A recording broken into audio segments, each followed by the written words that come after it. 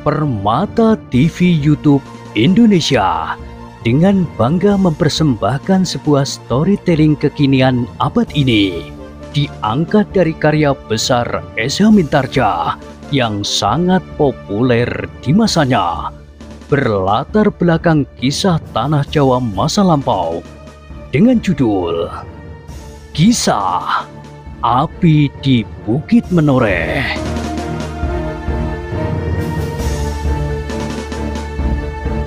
Pada kesempatan yang sangat baik ini, kita masuk pada episode yang ke-618. Selamat menikmati.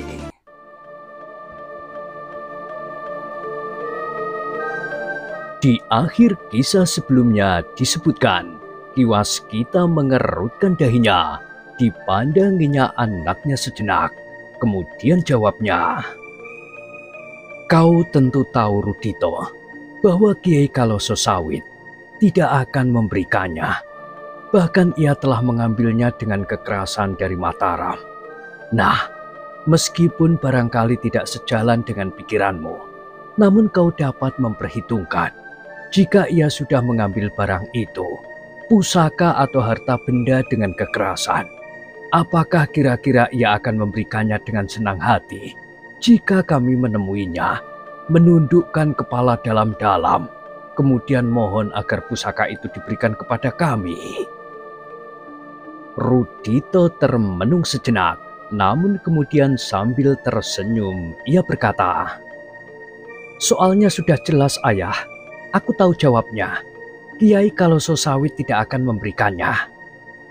Ia berhenti sejenak, lalu katanya, "Jika ayah pun mengetahui jawaban itu, maka setiap usaha untuk mendapatkannya adalah berarti benturan kekuatan.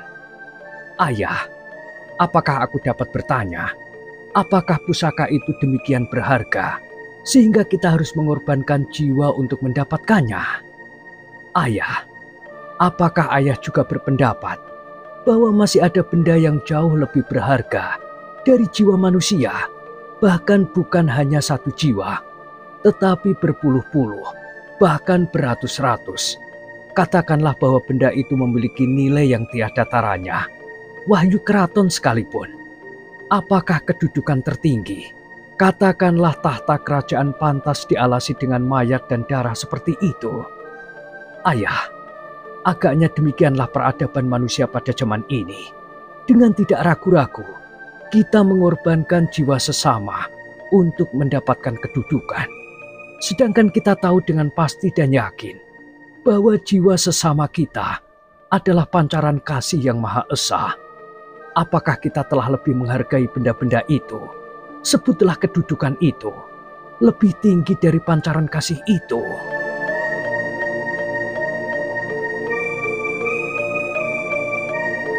Ki Waskita menarik nafas dalam-dalam, tetapi sebelum ia menjawab, Swandarola yang mendahuluinya.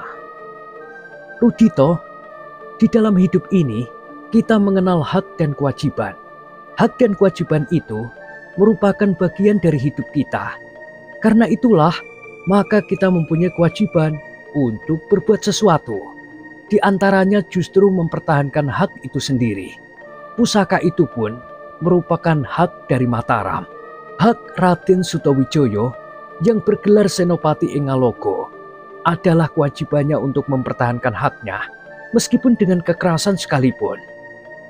Dan mengorbankan jiwa orang lain? Iya," jawab Swandaro.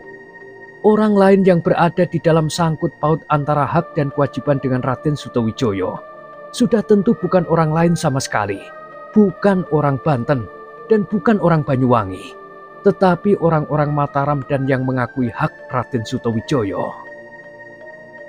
Hak adalah pengakuan manusia atas sesuatu. Jika ia mempunyai jiwa besar, melepaskan pengakuannya, maka ia tidak akan dibebani lagi oleh perasaan memiliki hak itu. Jika Raden Sutawijaya dengan ikhlas melepaskan benda-benda yang telah diambil oleh Kiai Kalososawit, maka tidak akan ada persoalan lagi yang dapat merenggut beberapa orang korban. Dengan demikian, Raden Sutawijaya telah menyelamatkan beberapa jiwa yang seharusnya menjadi taruhan perebutan hak itu. Karena tidak ada hak yang mutlak diakui oleh semua pihak di muka bumi ini. Agaknya, justru karena kebanggaan manusia atas haknya dan ketamakan manusia untuk memperluas haknya itulah telah terjadi di mana-mana kericuhan dan bahkan bunuh-membunuh. Swandaru mengerutkan keningnya. Ada sesuatu yang hampir terlontar dari mulutnya. Tetapi Kiai Gringsing yang mengetahui gejolak perasaan muridnya itu pun mendahulunya. Kami mengerti, Ger. Sebenarnya lah memang demikian. Tetapi guru, ternyata Swandaru memotongnya pula. Kita tidak akan dapat dengan bertopang dagu melihat hak kita dilanggar orang lain. Dengan demikian, maka sebenarnya lah kita tidak lagi hidup dalam peradaban, apalagi di masa kini. Tetapi kita telah melemparkan diri kita sendiri ke dalam sudut dunia yang paling terasing. Karena dengan demikian, maka hidup ini pun sudah bukan merupakan hak yang harus kita pertahankan. Apalagi hidup, tiba-tiba saja Rudito menyahut. Adalah orang yang mengerti akan dirinya sajalah yang merasa berhak atas hidupnya. Kiai Gringsing lah yang kemudian tergesa-gesa menengahinya. Kalian bertolak dengan landasan yang berbeda, tetapi aku dapat mengerti jalan pikiran kalian masing-masing. Agung Sedayu menarik nafas dalam-dalam. Ia menjadi bingung. Justru ia mencoba mengerti kedua-duanya seperti yang dikatakan gurunya. Bahkan kadang-kadang pernah juga terbersit di dalam pikirannya pendapat seperti yang dikatakan oleh Rudito. Namun ia masih juga dicekam oleh nafsu memiliki yang kadang-kadang disebutnya dengan istilah yang megah, yaitu hak. Rudito, berkata Ki Waskita kemudian, sejak semula aku sudah berpesan agar kau mencoba mengerti jalan pikiran kami. Meskipun mungkin kita berbeda pendapat, tetapi kita akan mengikuti jalan pikiran kita pada umumnya. Kau harus menyadari bahwa pendirianmu itu masih sangat asing bagi kami pada masa kini. Meskipun kami yang tua-tua dapat membayangkan alangkah manisnya dunia ini jika setiap orang dapat mengeterapkan jalan pikiranmu itu. Tetapi Rudito, sayang sekali.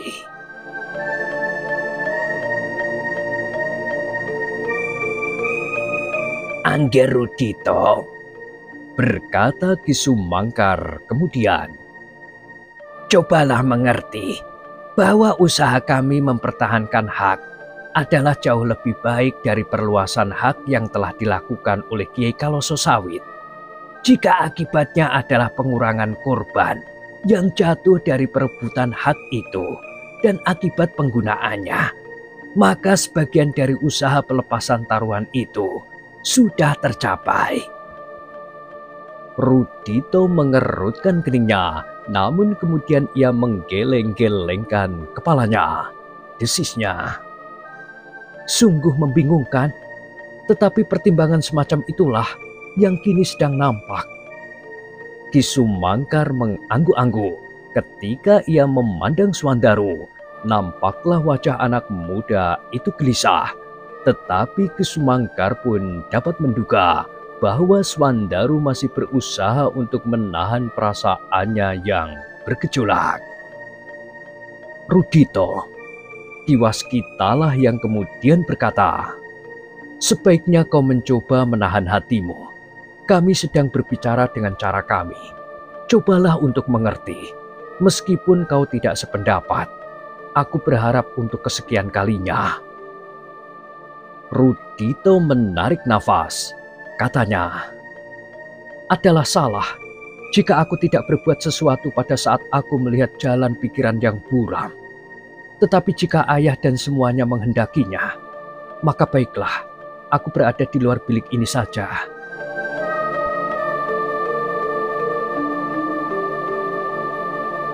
Aku tidak berkeberatan, Rudito. Tetapi satu permintaanku kepadamu, jangan kau katakan hal ini kepada siapapun juga. Kenapa, Ayah? Akibatnya akan buruk sekali.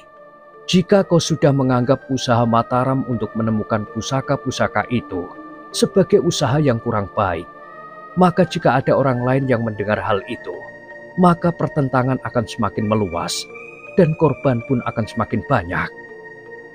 Sebabnya, kau tidak boleh mengingkari kenyataan bahwa masih banyak orang yang menginginkan pusaka itu. Jalan apapun yang harus ditempuhnya. Selain daripada itu, maka akan timbul keguncangan pada rakyat Mataram. Mereka akan menjadi cemas dan ketakutan jika mereka mengetahui bahwa pusaka-pusaka yang mereka anggap memiliki kekuatan untuk menggenggam wahyu, meskipun masih harus dilengkapi itu, telah hilang dari perbendaharaan pusaka di Mataram. Rudito tidak segera menyahut.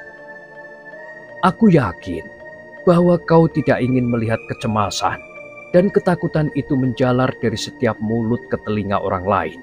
Dan demikian selanjutnya. Dengan demikian kau akan membantu menumbuhkan ketidaktentraman di hati rakyat Mataram yang sebenarnya memang tidak perlu mengetahuinya.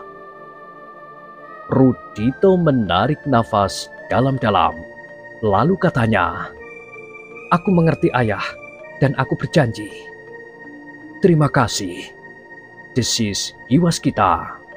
"Sekarang, jika kau tidak tertarik lagi untuk mendengarkan pembicaraan ini, sebaiknya kau berada di luar." "Baiklah, Ayah."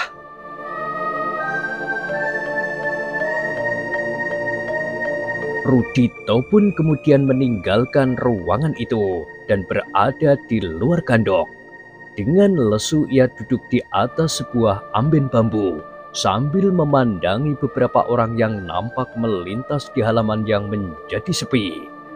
Tetapi Rudito masih saja dipengaruhi oleh persoalan yang baru saja didengarnya. Ia membayangkan kengerian yang akan terjadi jika Mataram yang merasa berhak atas pusaka itu kemudian mengirimkan sepasukan prajurit. Pertempuran tentu tidak akan dapat dihindarkan lagi. Kematian akan menerkam sebagian besar dari mereka yang bertempur di kedua belah pihak. Aku tidak dapat mengerti karena mereka lebih menghargai benda-benda itu daripada jiwa manusia, desisnya. Namun kemudian ia menggelengkan kepalanya sambil berkata di dalam hati, "Aku tidak ikut campur. Aku sudah mencoba mencegahnya, tetapi mereka tidak menghiraukannya. Maut adalah permainan yang mengasihkan bagi sebagian besar manusia." Karena itulah, maka Rudito pun kemudian mencoba mengalihkan perhatiannya kepada beberapa bangunan baru di halaman samping Kademangan Sangkal Putung. Bangunan yang dibuat khusus menjelang hari perkawinan Suwandaru. Rumah di sebelah itu tentu dibuat untuk menyediakan makanan dan nasi berancak-ancak yang kemudian dikirimkan kepada mereka yang memberikan sumbangan berupa apapun kepada Ki Demang, gumam Rudito. Tetapi karena Ki Demanglah yang mengawinkan anaknya, maka tentu semua orang di Kademangan ini datang untuk memberikan sumbangan apapun juga. Dengan demikian, maka setelah perhelatan ini berakhir, Ki Demang justru akan mempunyai persediaan beras, kelapa, pisang, dan sayur-sayuran selumbung penuh. Tetapi pada saat perhelatan berlangsung, Ki Demang pun harus membagi ancak berisi nasi bagi seluruh penghuni Kademangan yang luas ini, dari ujung sampai ke ujung.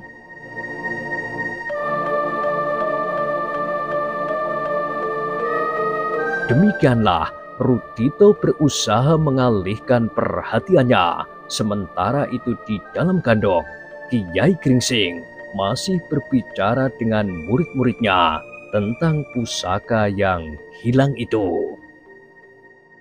Mereka tentu menuju ke lembah yang masih ditutup oleh hutan yang lebat di antara Gunung Merapi dan Merbabu. berkata Kiai Gringsing kemudian. Agung Sedayu mengangguk-angguk.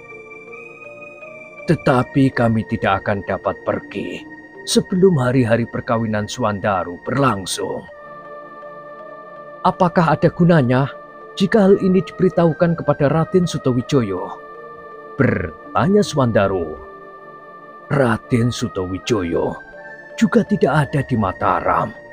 Mungkin Raden Sutawijoyo kini sedang menjelajahi daerah pesisir selatan dan mendaki pegunungan Sewu. Jika seseorang menyusulnya, tentu memerlukan waktu pula. Jadi kita biarkan pusaka itu hilang untuk seterusnya? Tentu tidak, jawab Kiai Gringsing. Pada suatu saat, kita akan mengetahui di manakah pusaka itu akan timbul.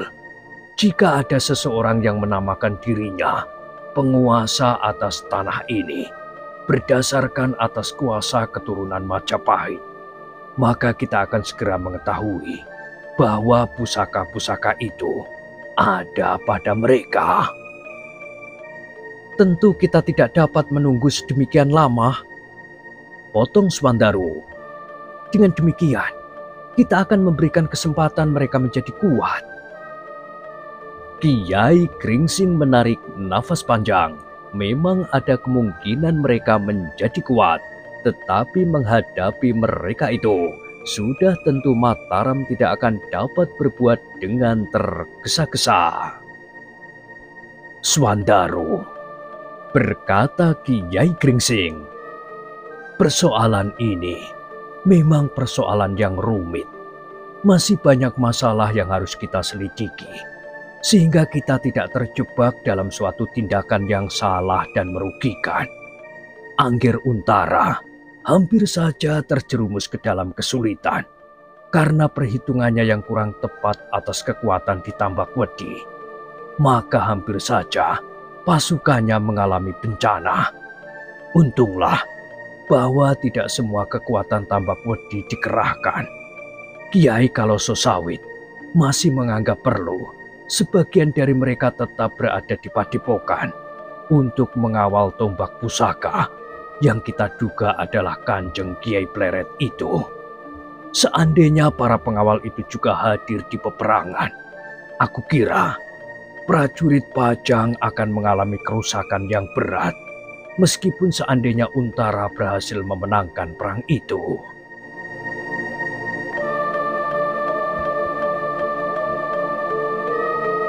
Tetapi, bukankah Pajang juga mempunyai pasukan cadangan yang hadir di peperangan? Iya, pasukan cadangan itu memang datang ke medan. Tetapi kerusakan pasukan Pajang tentu tidak dapat dihindari. Suwandaru mengangguk-angguk. Ia mengerti bahwa ketergesa-gesaan akan tidak menguntungkan, tetapi kelambatan yang berlarut-larut juga tidak menguntungkan pula. Tiba-tiba saja Suwandaru merenungi dirinya sendiri. Ternyata bahwa hari-hari perkawinannya termasuk salah satu sebab kelambatan Mataram dalam perebutan pusaka itu.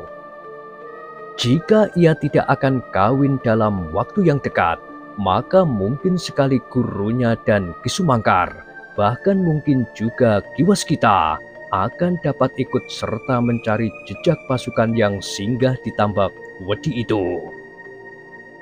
Kiai Gringsing yang seolah-olah dapat membaca kekecewaan itu kemudian berkata, "Sudahlah Suwandaru, jangan memikirkan pusaka itu lagi. Setidak-tidaknya untuk saat yang singkat menjelang hari-hari perkawinanmu. Baru kemudian kita akan memikirkannya dengan bersungguh-sungguh. Kini, jika aku memberitahukan hal ini kepada kalian berdua, adalah sekedar sebagai bahan yang perlu kalian ketahui. Mungkin ada gunanya, tetapi sudah barang tentu tidak dalam waktu-waktu dekat ini." Suwandaru menarik nafas dalam-dalam. Kepalanya pun kemudian tergerak perlahan-lahan. Sambil mengangguk, ia berkata, Aku akan mencoba, Guru.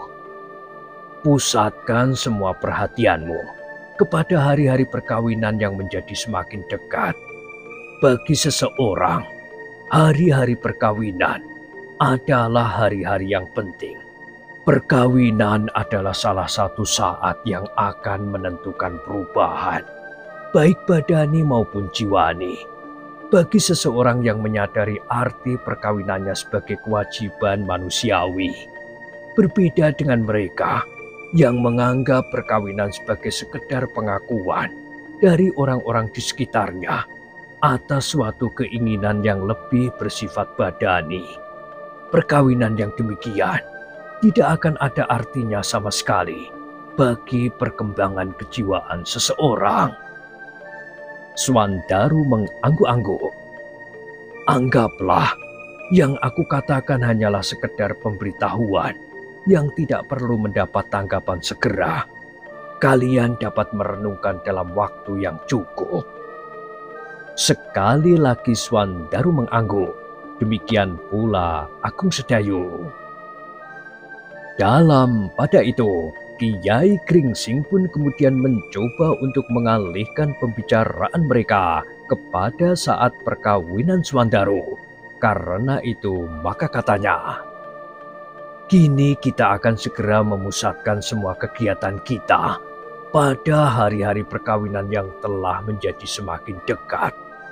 Tetapi menilik persiapan yang telah dilakukan Ki Demang, maka nampaknya sudah tidak ada lagi yang akan dapat menimbulkan gangguan apapun. Apalagi perhilatan di sini berlangsung 5 hari setelah perhilatan di tanah perdikan Menoreh, sahut Ki Waskita. Dengan demikian, agaknya Menoreh pun kini telah siap pula. Bahkan mungkin setiap malam di rumah Ki Argopati, orang-orang tua sudah mulai berjaga-jaga hampir semalam suntuk, sahut Ki Sumangkar.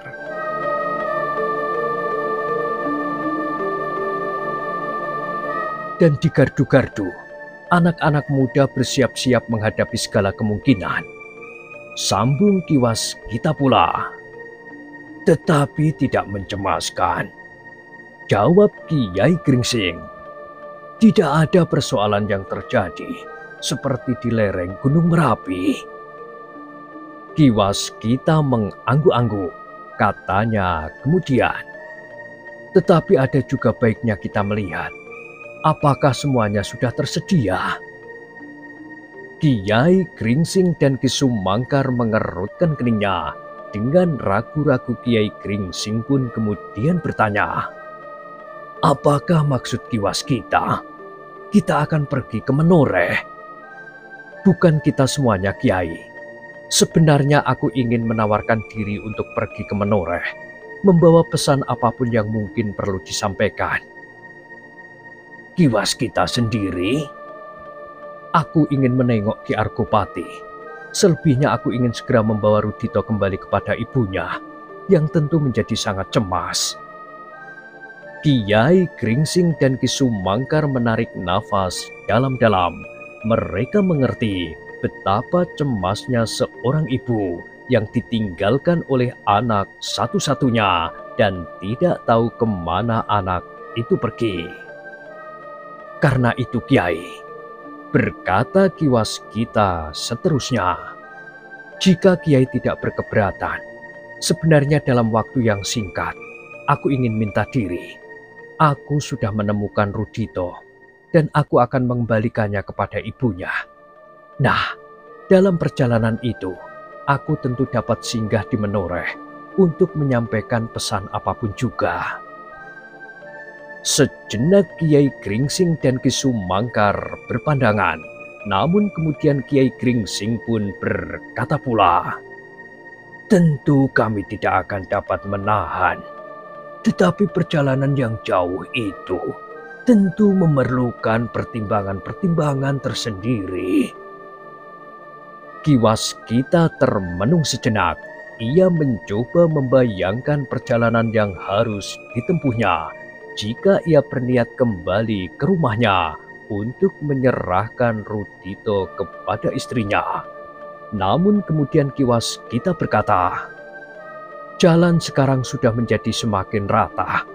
Aku kira tidak akan ada hambatan-hambatan lagi di sepanjang jalan. Jalan ke Mataram sekarang menjadi semakin ramai. Kemudian jalan dari Mataram ke Menoreh pun telah menjadi semakin sibuk pula."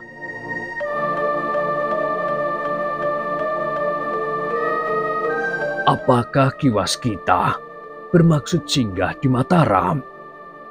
Agar perjalananku aman, maka aku akan berjalan di siang hari bersama-sama dengan para pedagang dan orang-orang yang bepergian melalui jalan raya yang sudah ramai itu. Aku akan bermalam di Mataram semalam. Kemudian di hari berikutnya, aku akan melanjutkan perjalanan dan singgah di Menoreh semalam. Baru kemudian aku kembali pulang. Dan Ki Waskita tidak akan pergi ke Sangkal Putung lagi. Kiai, berkata Ki Waskita kemudian, perkawinan ini akan dirayakan di sini dan di Tanah Perdikan Menoreh. Bahkan di Tanah Perdikan Menoreh, agaknya lebih awal 5 hari daripada di Kademangan ini. Karena itu, aku kira tidak akan ada bedanya jika aku mengikuti perhelatan itu di sini atau di Tanah Perdikan Menoreh. Tidak ada bedanya jika aku ikut membantu menurut kemampuanku di sini atau di Tanah Perdikan Menoreh. Kiai Gringsing dan Ki Sumangkar mengangguk-angguk. Namun sebelum mereka menyahut, Swandaru telah mendahului. Tetapi, aku akan lebih senang jika Ki Waskita berada di sini. Kita bersama-sama pergi ke Tanah Perdikan Menoreh. Kemudian di hari kelima, kita bersama-sama pula kembali kemari. Ki Waskita tersenyum. Katanya, itu memang lebih baik. Tetapi aku kira aku akan dapat mendahuluinya karena kebetulan aku mempunyai kepentingan yang lain.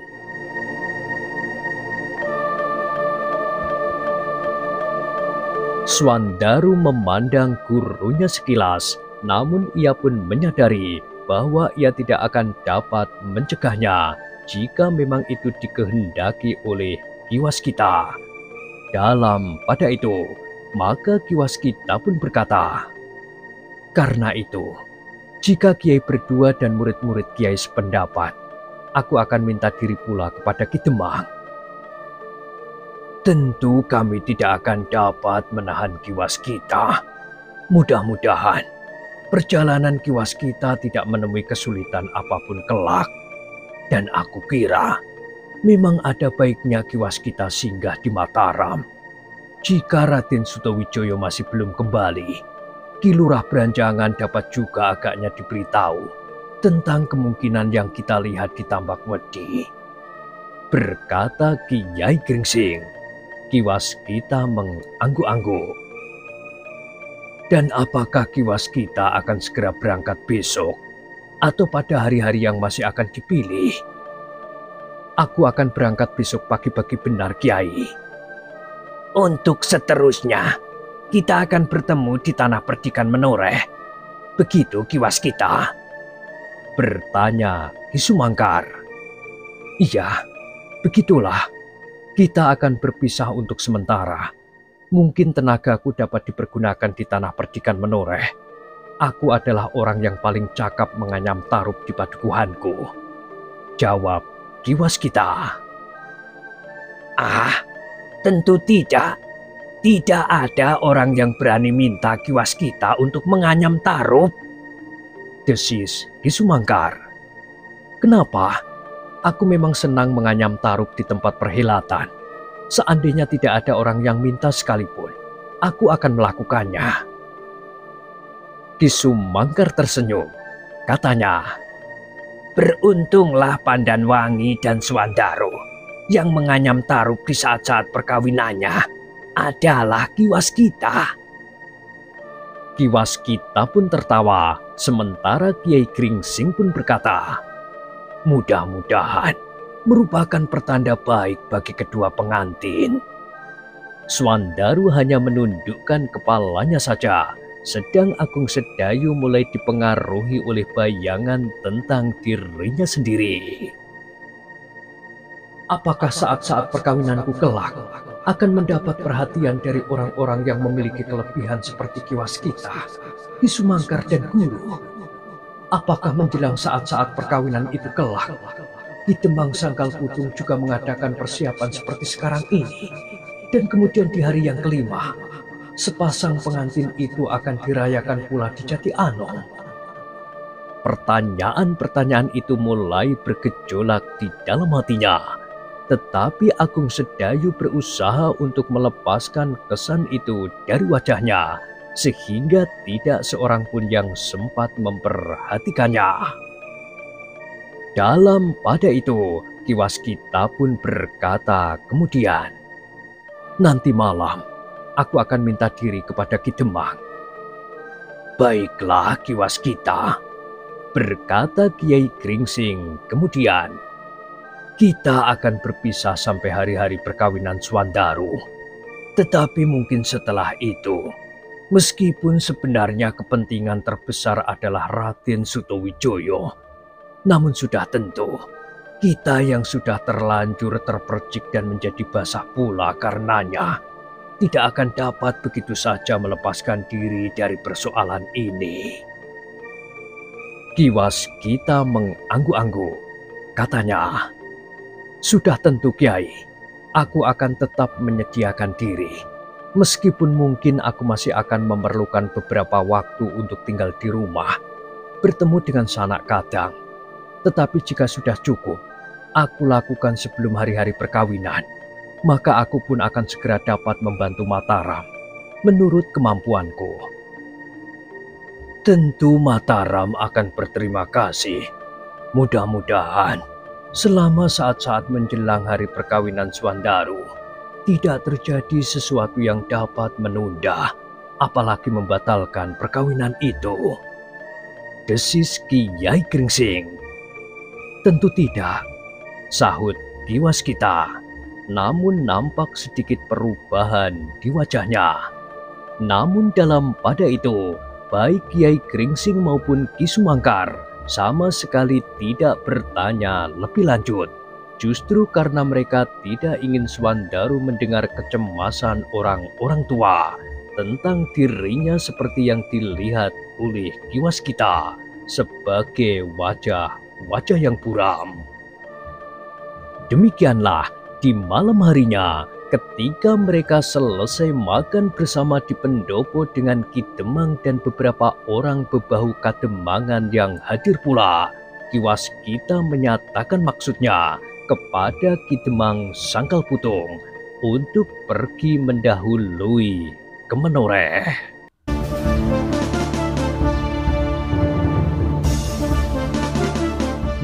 Nah, bagaimanakah kisah selanjutnya? Silahkan ikuti terus kisah Api di Bukit Menoreh pada kesempatan berikutnya. Sampai jumpa.